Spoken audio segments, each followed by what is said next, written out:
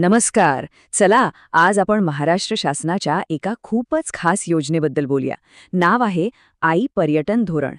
हे धोरण खास महिलांसाठी आहे, ज्यांना पर्यटन क्षेत्रात स्वतःचा काहीतरी व्यवसाय सुरू करायचा आहे, उद्योजक बनायचं आहे. तर मग पाहूया नेमकं काय आहे यात. अनेकांचं स्वप्न असतं स्वतःचा व्यवसाय असावा. त्यातही पर्यटन हे क्षेत्र असं आहे जे खूप वेगाने वाढतंय. जर तुमची ही अशीच काही इच्छा असेल तर हे धोरण तुमच्यासाठी एक मोठी संधी असू शकतं. चला तर, या धोरणाचा मूळ हेतू काय आहे ते समजून घेऊ. बघा, पर्यटन हे क्षेत्र खूप झपाट्याने वाढतंय. मग या वाढीचा फायदा महिलांना का मिळू नये? त्यांनाही उद्योजकता आणि नेतृत्व करण्याची समान संधी मिळावी, हाच या आई धोरणाचा मुख्य उद्देश आहे. आता हे धोरण म्हणजे फक्त एखादी योजना नाहीये. हा एक संपूर्ण आराखडा आहे जो एका मजबूत पायावर उभा आहे. याला पंचसूत्री असंही म्हणतात. बघूया तरी कोणते आहेत हे 5 स्तंभ. तर हे आहेत ते 5 स्तंभ. 1. महिला उद्योजकता विकास. दुसरं, त्यांच्या व्यवसायासाठी पायाभूत सुविधा. तिसरं, महिला पर्यटकांची सुरक्षितता. चौथं, खास महिलांसाठी तयार केलेली उत्पादनं आणि सवलती. आणि 5वं, एकूणच पर्यटन क्षेत्राचा विकास. या सगळ्या गोष्टी मिळून एक असं वातावरण तयार होतं जिथे महिला उद्योजकांना पुढे जाण्यासाठी पूर्ण पाठिंबा मिळतो. चला, आता येऊया सगळ्यात महत्त्वाच्या प्रश्नाकडे. या धोरणांतर्गत नोंदणी केल्यावर महिला उद्योजकांना नक्की काय फायदे मिळणार आहेत? म्हणजे आर्थिक आणि इतर मदत काय असेल, जाणून घेऊया. सगळ्यात आधी जो आकडा आपलं लक्ष वेधून घेतो तो हा. या योजनेखाली उद्योजकांना तब्बल 15 लाख रुपयांपर्यंतचं कर्ज मिळू शकतं. आणि थांबा, गोष्ट इथेच संपत नाही. फक्त कर्ज नाही, तर त्या कर्जावरच्या व्याजातही मोठी सवलत आहे. या योजनेतून घेतलेल्या कर्जावर तब्बल 12% व्याज परतावा मिळू शकतो. आता हे आकडे नेमके काय आहेत ते थोडं सोपं करून सांगतो.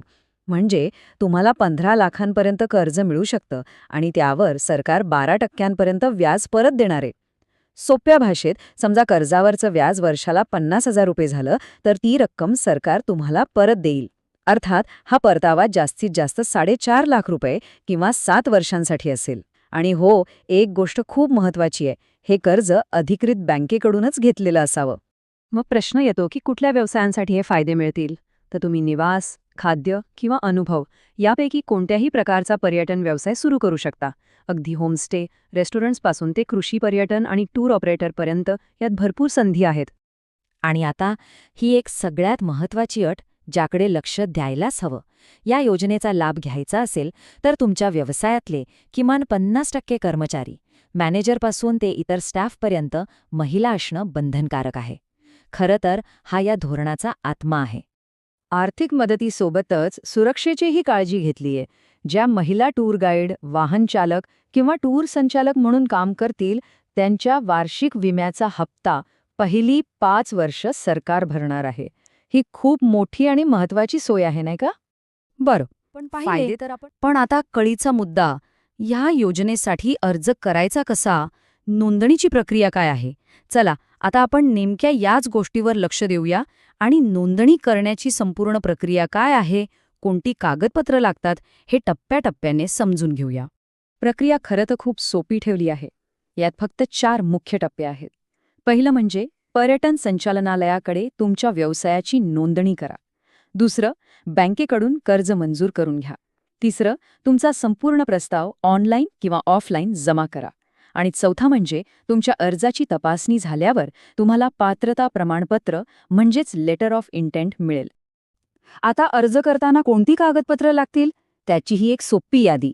तुमचं आधार कार्ड, व्यवसायाचं नोंदणी प्रमाणपत्र, 500 शब्दात तुमच्या प्रोजेक्टची कल्पना, बँकेचं कर्ज मंजुरीचं पत्र आणि 50% महिला कर्मचारी असल्याचं एक सेल्फ डिक्लेरेशन, सोबत पॅन कार्ड आणि एक कॅन्सल्ड चेकही लागेल. ही लिस्ट समोर ठेवली की तयारी करणं खूपच सोपं होईल. ठीक आहे, तर अर्ज प्रक्रिया आपण समजून घेतली. पण ही योजना यशस्वी व्हावी आणि फक्त कागदावरच राहू नये, यासाठी काय व्यवस्था केली आहे आणि याचा महाराष्ट्राच्या पर्यटनावर एकूण काय परिणाम होईल, हे पाहणं देखील महत्त्वाचं आहे.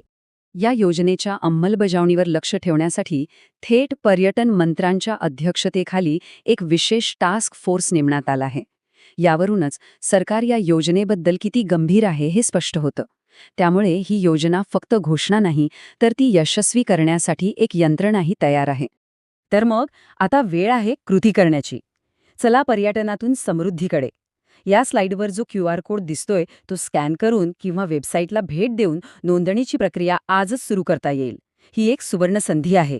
आणि जाता जाता एक विचार करण्यासारखा प्रश्न, जर हे धोरण यशस्वी झालं तर महाराष्ट्राच्या पर्यटन क्षेत्राला महिला उद्योजक एक नवी दिशा, एक नवी ओळख कशी देतील याचं उत्तर आपल्याला येणारा काळच देईल.